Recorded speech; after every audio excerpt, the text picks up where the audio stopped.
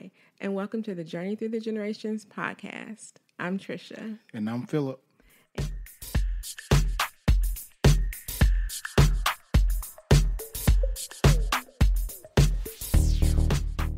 And today I'm going to give you 5 tips on just basically researching your family. These are tips that I use that I think will be useful to you when you start or if you already started.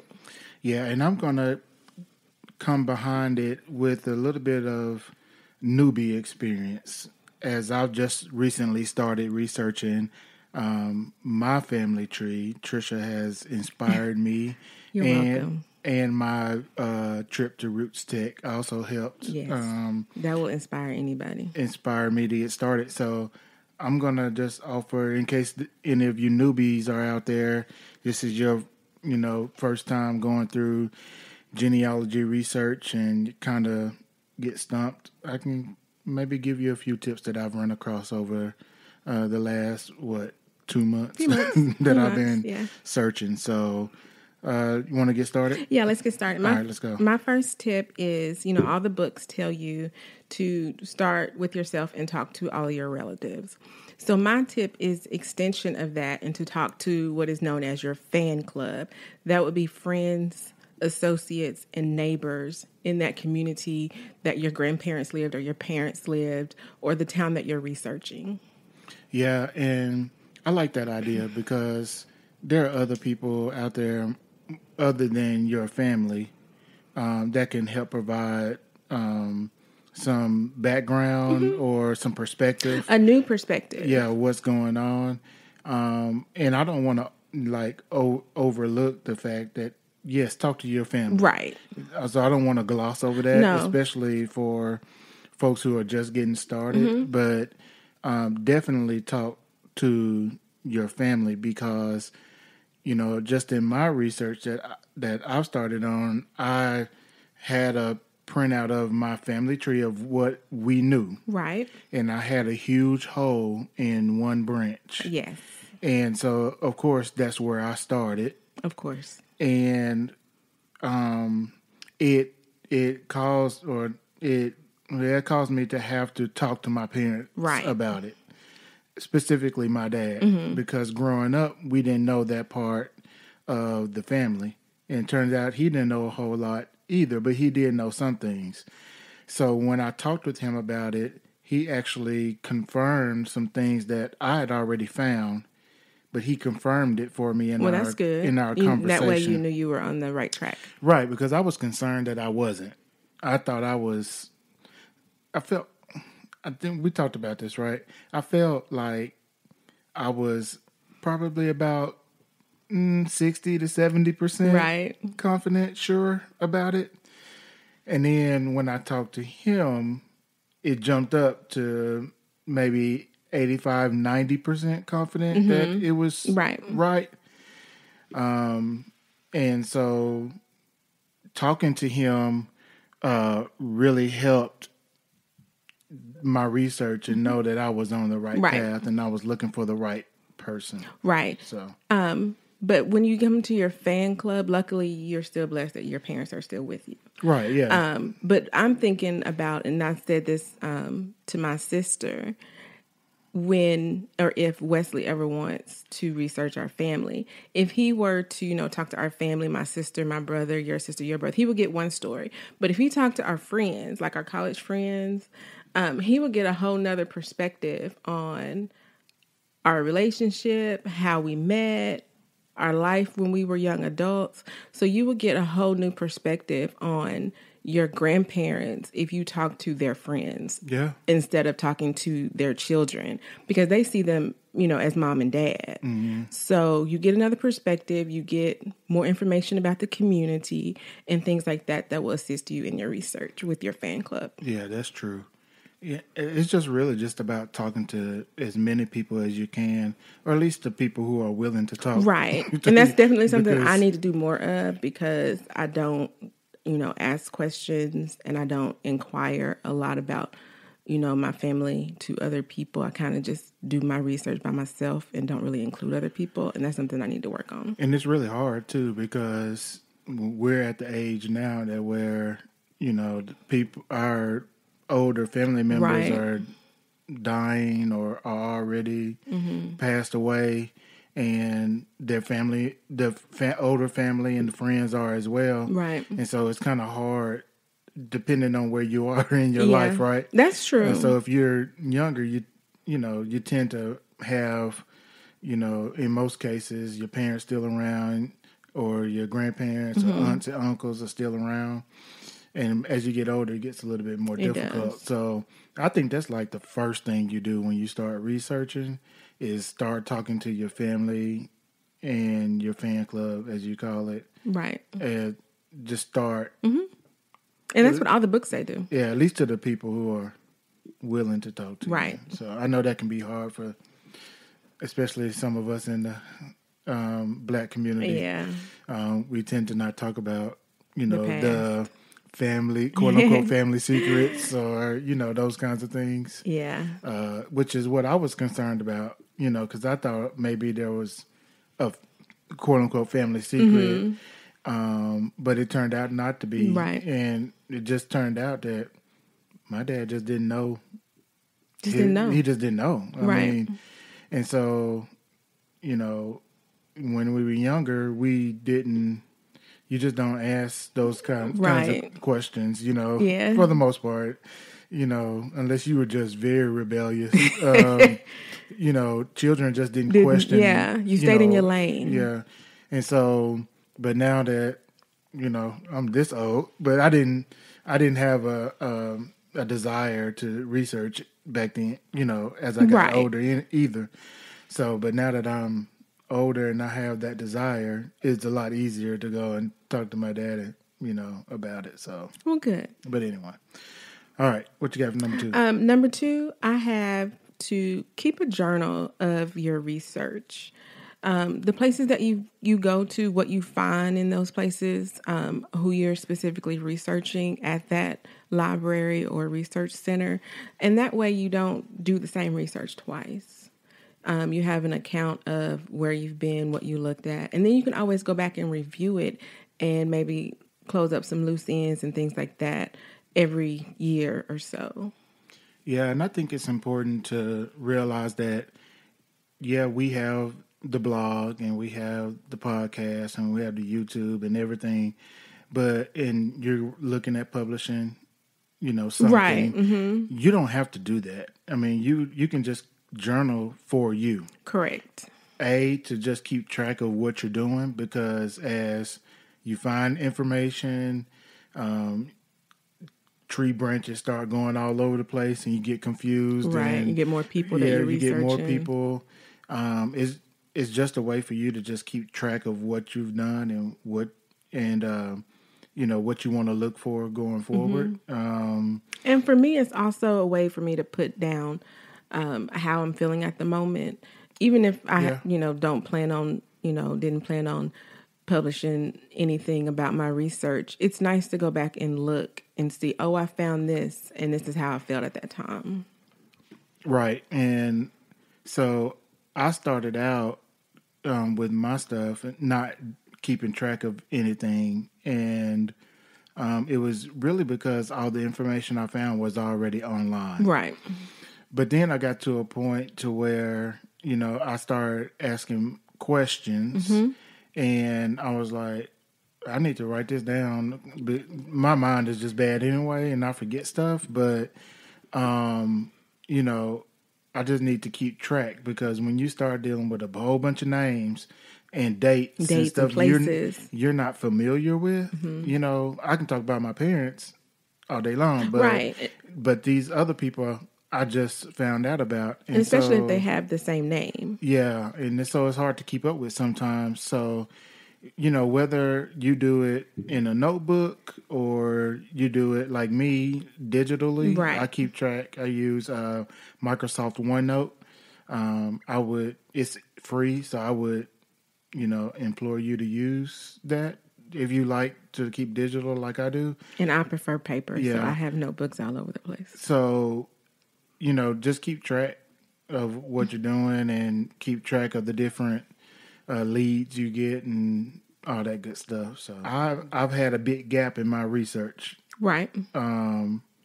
As most researchers do. Right, because of work and everything. I haven't been able to look and research as much as I've wanted to. Mm-hmm. So now I know that when I can go back and I'll start where you'll know where you finished where you stopped. Where I stopped at, yeah. So, yeah, you want to kind of keep track of that, and however you feel best to do it, mm-hmm. Do that. So yeah, do what's comfortable for you. Yep. So, all right, what you got? Number 3. Number 3 I have is to be open to new and different research techniques. And for me, that meant utilizing Facebook and Google Earth more than I ever had before, because I'm one of those people. I actually enjoy going to the library. I like looking at census records. I like using microfilm. I like using those records. But there's also information out there that can lead you to the records that you need on Facebook. You can find people who, in my instance, I was looking up a church in my mom's hometown, and I really honestly would have never thought to use Facebook until Phillip was like, have you looked to see if the church has a Facebook page? And I was like, no, why would I do that? I'm doing genealogy research. I'm not playing around on Facebook. But I was able to find the address, and then I was able to go to Google Earth and look and make sure that's actually where the church is. So don't be afraid to use new and different techniques for researching. Right. And that going and looking on Facebook, I think I looked, didn't I? You did. If I remember right, you can look on Facebook on these pages, and I saw that people were posting on Sunday mornings mm-hmm. that they were at checked church. They were, yeah. And so I was like, okay, well, the church is still active then. It's still open. It's still, because people are going there. Yeah, people are going. And then I found the pastors' names. And then you can also see if you have any mutual friends of the people who go to that church, which I did. And I think you had a few too. I had two. And your sister had a few. Mm-hmm. And so those are connections that you can make to get to the information you're looking for at that church potentially. Correct. And I was able to send a message to someone that I was already friends with and explain, hey, I'm doing my research. I found out my, 2 times great grandfather went to this church. Do you have any, church anniversary programs or any membership records from the early 1900s? So I was able to find somebody that could get me to the person that I needed. So it was very beneficial. Yeah, and I don't think I haven't really had the time to try anything new yet. I guess going to the library was something new for me when we went, when we were in Little Rock, and did some research there, and found a little bit of additional information. They were very helpful. Some stuff I had already found, but I found some new information while I was there. So, yeah, I haven't had the opportunity to try any new, techniques per se, but I did find a new research tool, which is going to the library and looking, because up to that point, everything was online and just talking to my dad. Mm-hmm. So that was interesting. So good. Yeah. What you got for number 4? Number 4, I have talk about your research to any and everybody that will listen. Now, I just recently started doing this. Again, like I said earlier, it's usually me and my laptop, and I just do my own thing, and I don't usually discuss what I'm working on or what I have found or what my hope to find is. But recently, I do. I talk about my research to actual people. I post more about my research on social media, and I have realized that it's not just me out there that's researching amongst like my family and friends. There are actually a lot of people that I know that are interested in genealogy and just didn't know where to start, or they had done it before and they quit because of, work and life and everything, but they wanted to get back started. So I encourage you to talk about what you're doing. This is something that I'm passionate about, and it's, a part of who I am now. So I talk about it more than I ever have before. And so I take a little bit of a different approach with this. Okay. Because I'm more private and reserved, and I know you are too. But just aside from genealogy, just in general, if I don't know you, I'm not talking to you about it. About anything really. But I say yes, you certainly should talk about what you're doing, because you never know who you would inspire to get started, on their own research, or maybe they're already doing research and you have a connection with that person, and with you have been doing it longer, maybe it's something that you can help them with. My thing is for people who aren't into genealogy, do they find it annoying? Yes, they do. And so I say, yes, you can talk to those people, but I would say first, instead of just going all in talking about your research, you should approach them and ask if they are willing to listen or know about, or do they want to hear the story? Because that could turn people off from your genealogy or for your research. Now that's just me. Some people may not care.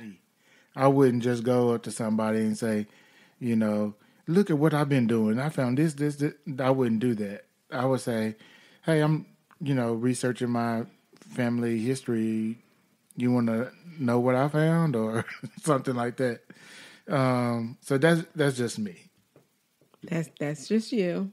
And let's be clear. I don't just walk up to strangers and tell them. I just being clear. I don't walk up to strangers and just say, hey, I've been researching my family. Sit down and let's talk about this for 2 hours. That is not what I'm talking about. When I say talk to anybody who will listen, when somebody asks, hey, what have you been doing lately? Instead of saying, oh, the usual work, family, life, I say, well, I research my family, and I recently went to the Butler Center and found this amazing document on my family from when we were enslaved, or whatever I just found. And if they don't respond, or if they don't look interested in it, then I go on to the next subject. But usually that encompasses them and gets them interested, and then I can go on and talk about my story. And that's fine. If you're listening and you don't care about talking to people, and you're open and tell everybody about your research, go for it. Be my guest. That's great. I'm just talking about Phillip. I've only been researching for 2 or 3 months, so I don't have a ton of experience at this. But, based on what I have found, the only people I've talked to about it is my immediate family. And then Trisha's side of the family, the only reason they know is because Trisha says, do you know what Phillip found? And I'm just like, do we really have to tell folks? But that's just, again, that's me. Is that not true? That is totally true, because I haven't found anything exciting in a while, and this is exciting. And I'm excited for you. Okay, but I'm excited too, but I'm not excited to tell the world, at least not right now, But it is your family, so it's a little bit easier to tell your mom and your sister. And you haven't, gone out like to your Facebook page and say, no, hey, guess what Phillip found, or anything like that. But I'm just saying, you do that. But that's the whole tip. Talk about your research to anyone who will listen. That's the tip. But I'm not there yet, so. But I haven't found anything, so I'm living vicariously through your research at the moment. You shouldn't do that. No? No. Oh, okay. All right, what Note you got? to self. Number 5. Number 5 is be patient. And this is something else that comes and goes in waves for me. I know that genealogy is more of a marathon than a sprint. I know I'm not going to be able to find everything that I'm looking for in 2 hours. But sometimes when you find things and information, you want to be able to connect the dots right then. And you get excited, because I know I get excited. And then I want to stay up all night and do it all the next day. And then, 3 weeks later, I still haven't found the next thing. And now I'm upset. I'm like, okay, why can't I find anything? It's been 3 weeks. I should have found something by now. But when you get further into your research, you will find that it is sometimes harder to find information because documents aren't always digitized. You don't live close to that area that you are researching. There are tons of reasons why you wouldn't be able to find things in what you think should be a timely manner. But just slow down and relax and just know everything will come when it's supposed to. Yeah, that was rough for me too, because when I started, I found a bunch of information immediately. I mean, right, like in one night. The first night, I found a bunch of information because it turned out to be a family member that I later found out, had already done a bunch of research, and it was all there for me. And so all I had to do was put the timeline together, right, which was very easy to do. And so I found a lot of good information on that missing chunk of my tree that I was looking for was right there. And so once I got that and I started looking some more, stuff started not coming so easy. And I was like, come on, where where is it? Where is this information? And it turns out that the person in my tree, came to America from South America. Right. And so now I'm looking into a whole different area and a whole different, websites and different,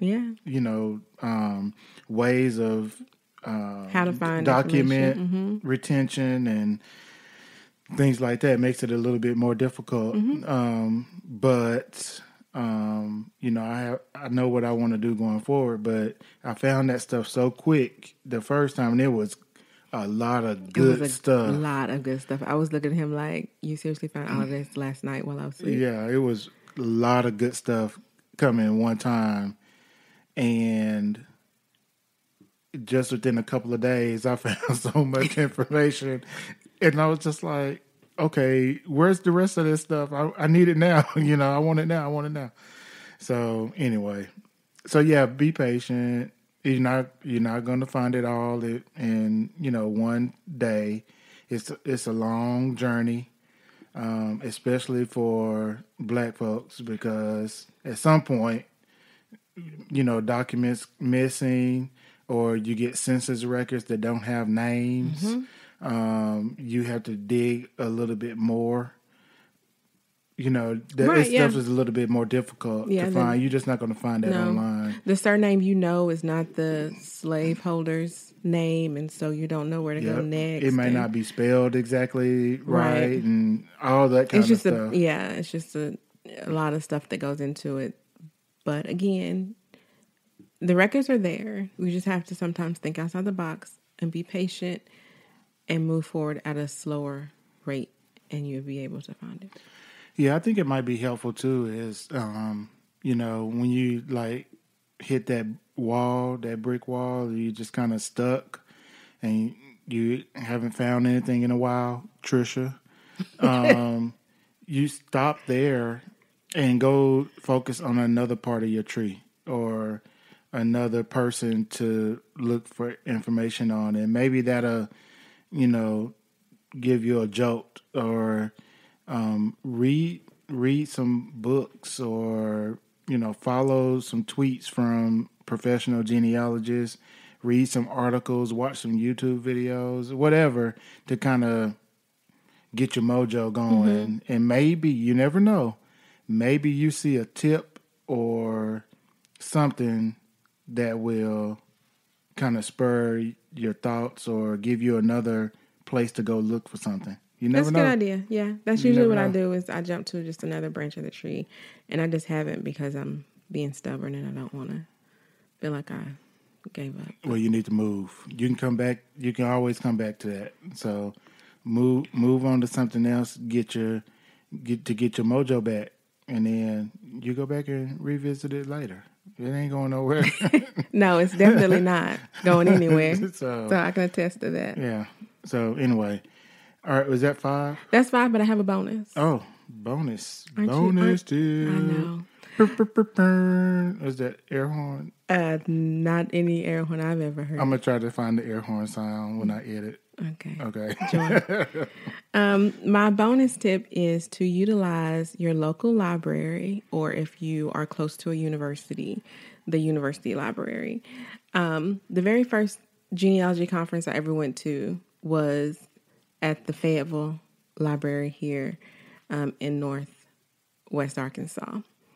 And at that conference, I learned that the Fayetteville Library actually has one of the largest genealogy collections on this side of the state. They have all the census records from all the counties in the state. They have city directories. They actually have numerous books and information on other states, namely the states that are right around us. But they have stuff from, New York and California and things like that. But they have more information than I would have ever guessed that they have. They have the newspapers on microfilm from Newport and Woodruff County.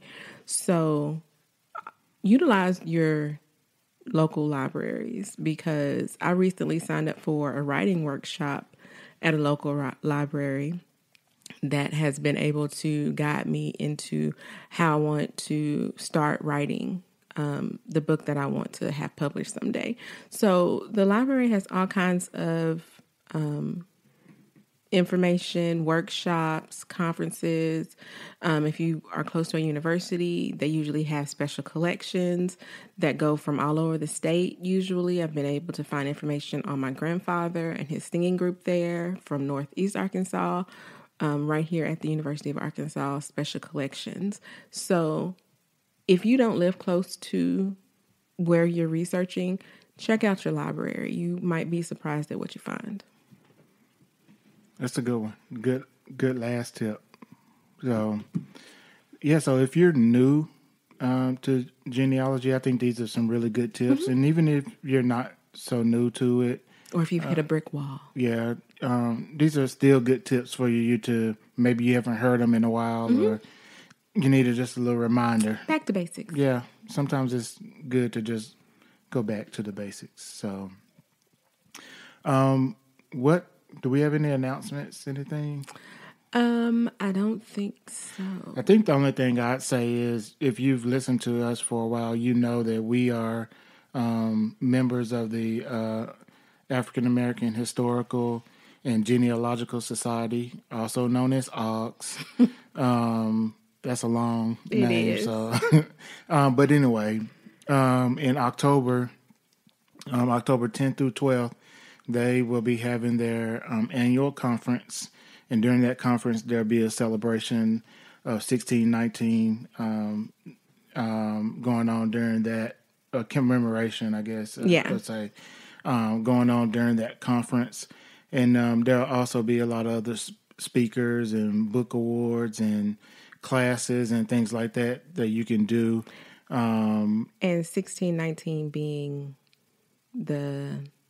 when the first documented Africans came to the Americas. Yep. So I would, if you're interested in that type of research, or if that interests you at all, I would encourage you to attend the conference. It is in the Washington, D.C., Maryland area. Mm-hmm. The actual conference is at the Hyattsville Maryland. Let me see. Let me make sure I get this right. It's at the Marriott Hotel and Conference Center in Hyattsville, Maryland. So if you want more information about it, you can go to AAHGS.org, AAHGS.org, and click on conference information. You can find more information there. And I'll leave some details about it in the show notes as well. So sounds good. Yeah. Anything else? We're not doing anything before then, are we? No, I don't think so. I have a conference in Little Rock that I'm going to in July that Angela Walton-Raji will be the main speaker.